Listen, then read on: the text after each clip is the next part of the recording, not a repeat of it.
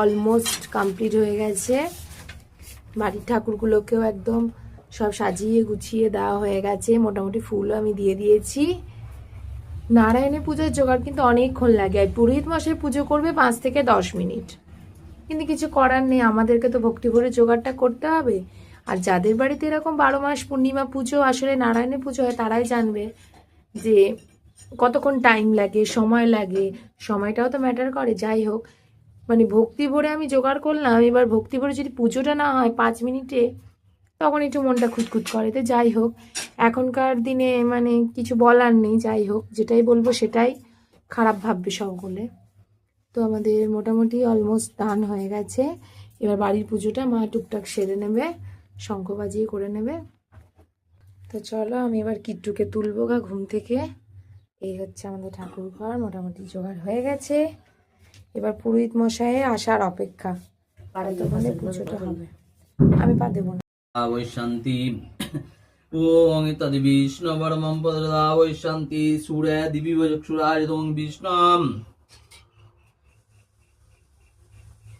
ॐ शङ्खचक्रं विष्णु दिवया पीतवासपारम्भे कवणं विप्मादयमारम्भ से होतु ॐ नमः कर्तव्येसिन् माधवम् अमारम्भ शुभाय भवतु ॐ नमः सूर्याय नमः कालं सन्धिवदने ग्राय महादस्के पूर्णिमां तिथुकुशगोत्र श्रीदेवव्रतस्य विष्णुमिदमं मधुकुलगोत्र कनिकादासि विष्णुमिदं मधुकुलगोत्र तपस्सादासि विष्णुमिदं विष्णुयावच्चानन्दगोत्र श्री কি নাম দেবলীনা না দেবলীনা দাস আর দেবাশিস দাস দেবলীনা দাসি বিষ্ণুমিদম দেবানন্দ গোত্র গোত্রশ্রী দেবাশিস দাস শ্রী বিষ্ণুমিদম দিব্যরাজ দাস অচ্যুতানন্দ গোত্র দিবরাজ দাস শ্রী বিষ্ণুমিদম সপরিবার ও নম সপরিবার শ্রী শ্রী গণেশাদি পঞ্চদ পূজা পূর্বক সর্বাবধি পূজা পিতম বিকরণ বিপ্রাপনম বিষ্ণু গণেশাদি পঞ্চদেবতা ব্রহ্মম এদে গন্ধপুষ্পে ও নম গণেশাদি পঞ্চদেবতা ব্রহ্ম ওর্গং গণেশাদি পঞ্চদেবতা ধূপ নম গণেশাদি পঞ্চদেবতা ব্রহ্মম শ্রী সুমালয় মানব শিবায় হোতু ও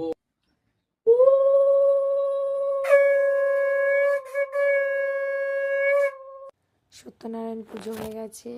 এই ঘরটা মায়ের মাথায় ঠেকিয়ে দিল, যাই হোক মঙ্গল কামনার জন্য। আর এখানে হরির লুট দেওয়া হবে, তারপর শান্তি জল।